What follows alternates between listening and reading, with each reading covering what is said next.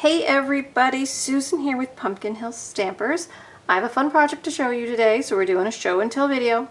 These are 3 ATC projects. That stands for Artist Trading Cards. They measure 2.5 by 3.5. And the idea is that you create a fun little artistic card and then you could swap them with other crafters. So I joined a swap with Joy of Sets that was to create spring-themed trading cards. And I'm also doing this Third Thursday blog hop where the idea is to use something that we love from Celebration. So I kind of combined the two and I ended up with these trading cards. So I'm going to show you how I made them really kind of quick and simple. They you know, took some time and some creativity, but they weren't super difficult, so you could do these as well. So I'm going to do my celebration plug here. This is the Berry Blessings, well, this is part of the Berry Blessings Designer Series paper that you can get with the Berry Blessings stamp set if you place a $100 order with Celebration, and that ends at the end of February. So February 28th is the last day to order your Stampin' Up! Supplies and then tack on a freebie item. If you do a $50 order, you could pick something different. If you do a $100 order, you have the option of getting this. I warn you not to wait too long, because if the paper sells out, they'll discontinue it. So if you want this beautiful paper, get your order in soon. Okay? So it is definitely one thing I love, and I wish it was going to stick around after Celebration, but it doesn't usually. When they say it's done, it's done. So, and then I'm also using my Stitch So Sweetly framelits, which have gotten their work out since I purchased them earlier this spring. So I definitely stand by those for my projects. Okay, so all that set aside, here are my 3 trading cards. As you can see, I've used my Designer Series paper, right, and I've used all my different dies and the stamp set to create the cards. So let me walk you through where I started, and I'm going to show you how I put them together. So first I cut 3 base pieces. Here's the process I went through. My 3 base pieces, I actually decided to use shimmer white because I wanted them to have a little extra sparkle to them, but I didn't necessarily want to add a lot of embellishments. So I like using shimmer paper for that reason. Now, when I picked shimmer paper, I hadn't planned on using the Designer Series paper to cover the whole thing. So you actually could use different backers if you were going to copy this idea, but I did stick with my shimmer paper as my background. Okay, so I have 3 pieces of the 2.5 by 3.5 shimmer paper as backers, and then I have 3 pieces of the Designer Series paper in different patterns. So what I did was I took them to my Big Shot. I still have the Big Shot. You might have the new Cut and Boss, but I took them to my paper cutting machine and I used my scalloped rectangular die, right, if it's within that, and I cut 3 of the panels. Okay, so I'm going to replace those whole ones, and now we've got 3, right, with their frame. Okay, that's easy enough. We all know how to use our dies. Okay, so now let's just pick one to maybe finish on the video. So I'm going to go ahead and do the Poppy Parade one with berries. So what I want to do, okay, what I did was I'm going to use both sides of my paper to create my little card here. So I took my liquid adhesive. You could use liquid adhesive, you could use snail, I suppose, or tape runner. I'm going to use this Tombow. And I'm just going to put a little bit of adhesive along the edges. Now, I usually tell you to put it on the back of the piece you're putting down, but because I know it's going to be a frame, I know that's where I need it, so I'm just putting it on the piece that's more solid. So now I'm going to put it down so that the green side is up. And one nice thing about the Tombow is I can kind of slide it into position once I put it down.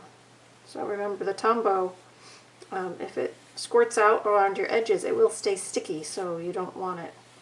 You don't want it to do that. Like, I have a little extra there, but in this project it's going to be covered, but you do want to be careful and conscious of that concern. Okay, so now I've got my berry side, I'm going to flip that over, and all I did was add dimensionals to the back.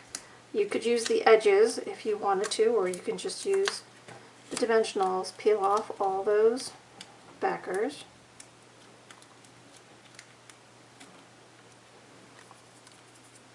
And I just put it back in, right? Just like a missing puzzle piece. I just put it right back into where it was die cut. So when I'm looking down, I mean, it is popped up, so I know there's some dimension there.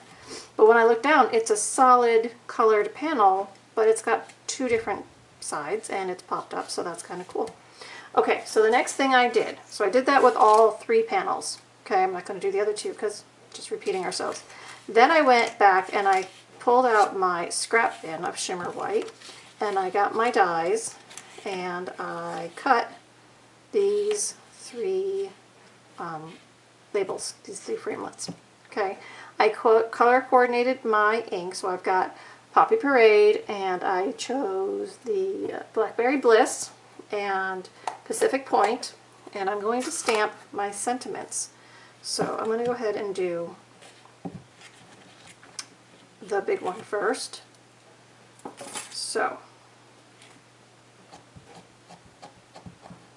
I just color coordinated from what the colors are in the paper. And I can see through my clear block and my clear stamps because they're photopolymer. So I can just stamp that down on my die. A little spare piece of paper there. I'm going to go ahead and stamp all of them. So Bountiful Blessings fit on this really small one. Right, you just have to line it up along the center. And I can see it, so I can know I'm not stamping it upside down. Okay, there's two. I'll put this over here.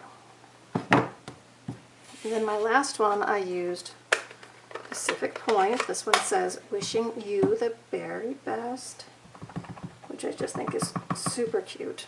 And since we were thinking about spring,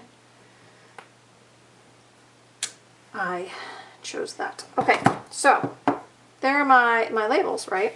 But now you'll notice, here are my labels, but they're kind of plain, right? They're kind of plain. I wanted them to have a little more fullness to them and a little more color in the whole project. So here's what I did. I got the big leaf from my stamp set, the one that's the open outlined print, and I added some leaves kind of tucking in along the edge. So they call that active edge stamping. So you can do as much or as little of it as you want. It could overlap your text, but I wanted mine to stay clean. So I just added a little bit of the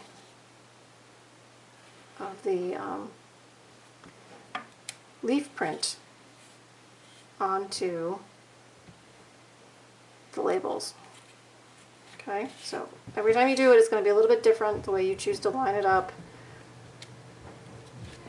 what parts you decide to use. So let's see.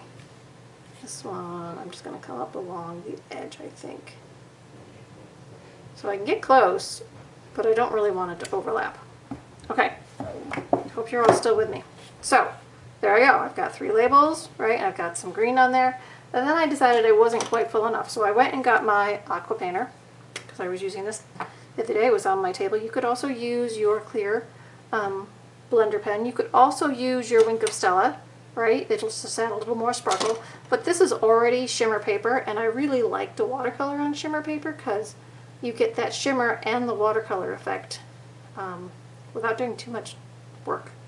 So very lightly, without a lot of wetness in the tip, I just came in and watercolored my leaf.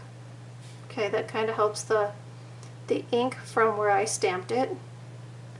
It just reactivates a bit, and I can spread the color around and make my labels a little more colorful, a little fuller. So now, of course, you could do this lots of ways, right? You could add ribbon to them. You could stamp and fussy cut these images out, and you could actually layer them on there if you wanted to. but I didn't want to make them too frilly. I wanted them bright and cheerful. I wanted them to be full of color. I wanted to have this fun texture of the die cut edging and the stitching, but I really thought that was maybe enough. So I'm going to leave mine like this. So just come in lightly and do a little bit of watercoloring. Okay? Alright, so that's how I made my 3 tags.